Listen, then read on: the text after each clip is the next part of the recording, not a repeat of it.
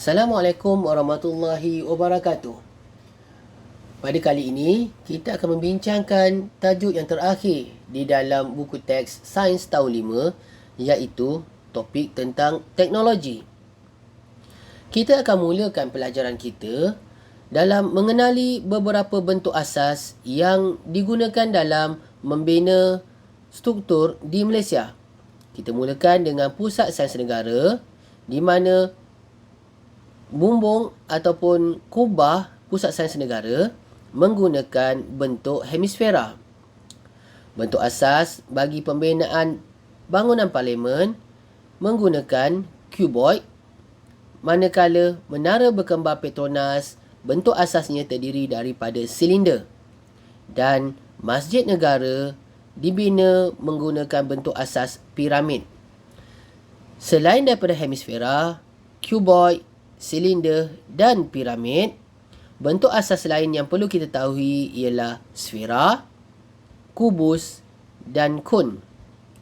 Tujuan utama kita mempelajari kesemua bentuk-bentuk ini adalah untuk kita kaitkan tentang kekuatan dan kestabilan sesuatu struktur, kerana setiap bentuk ini mempunyai kekuatan dan kestabilan yang berbeza.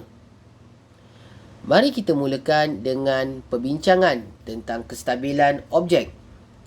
Apabila kita bincangkan tentang kestabilan, kita boleh nyatakan bahawa kestabilan adalah perkara yang penting dalam mengelakkan sesuatu struktur itu tumbang.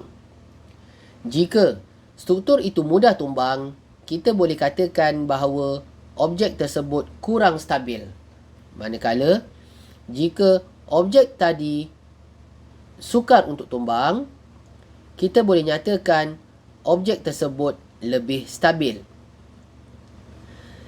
Di sini saya ada nyatakan ataupun hendak membandingkan dua keadaan bas.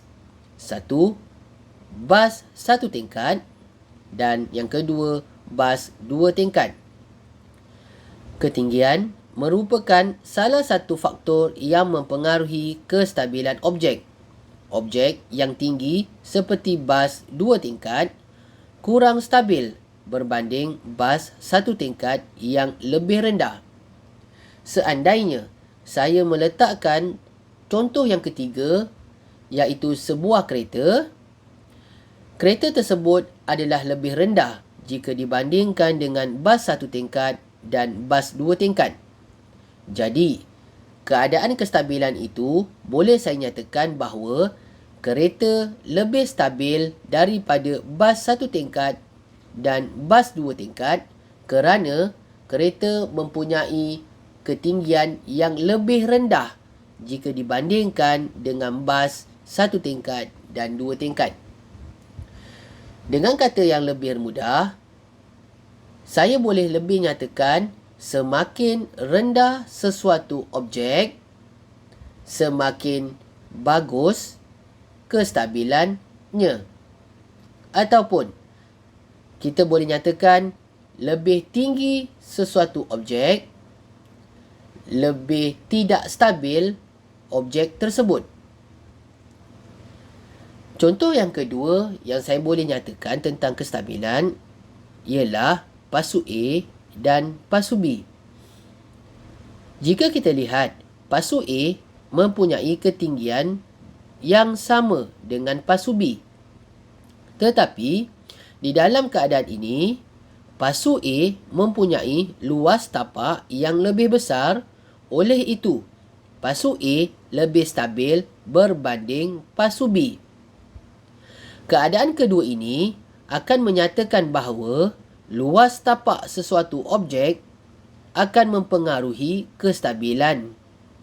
Walaupun di sini kita nampak ketinggian pasu A dan pasu B adalah sama.